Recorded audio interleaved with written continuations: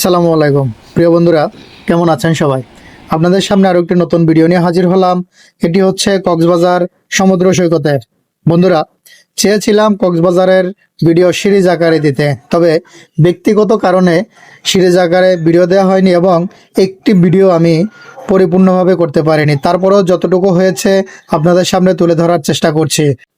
বন্ধুরা, ভিডিও শুরু দিয়ে আপনাদের কাছে ছোট্ট একটি অনুরোধ থাকবে, আমার চ্যানেলটি সবাই সাবস্ক্রাইব করবেন এবং লাইক কমেন্ট শেয়ার করে উৎসাহিত করবেন, যাতে আরো ভালো ভালো ভিডিও নিয়ে আপনাদের সামনে হাজির হতে পারে।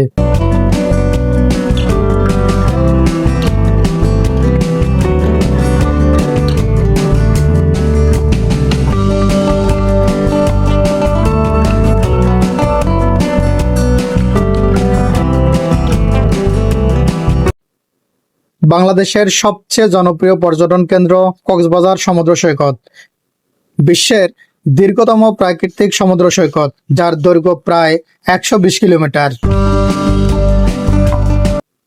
কক্সবাজার সমুদ্র সৈকত বাংলাদেশের দক্ষিণ পূর্ব উপকূলে অবস্থিত। নীল আকাশ, বিশাল সমুদ্র, ঢেউয়ের শব্দ আর সূর্যাস্ত সব মিলিয়ে এটি প্রকৃতিপ্রেমীদের জন্য স্বর্গ। প্রতি বছর দেশে বিদেশি লাখো পর্যটক এখানে ভ্রমণে আসেন। কক্সবাজারে ঘুরে দেখার মতো অনেক জায়গা রয়েছে।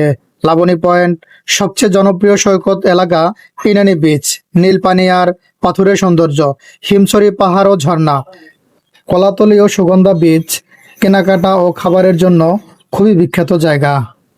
এছাড়াও রয়েছে জেট স্কি, ঘোড়ায় চড়া, বিচ বাইকিং, সব ধরনের আনন্দই এখানে উপভোগ করা যায়। কক্সবাজারের সূর্যাস্ত বাংলাদেশের অন্যতম সুন্দর দৃশ্য।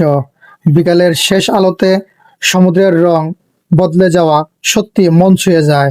অনেক পর্যটক শুধু সূর্যাস্ত দেখার জন্যই সৈকতে ভিড় করে।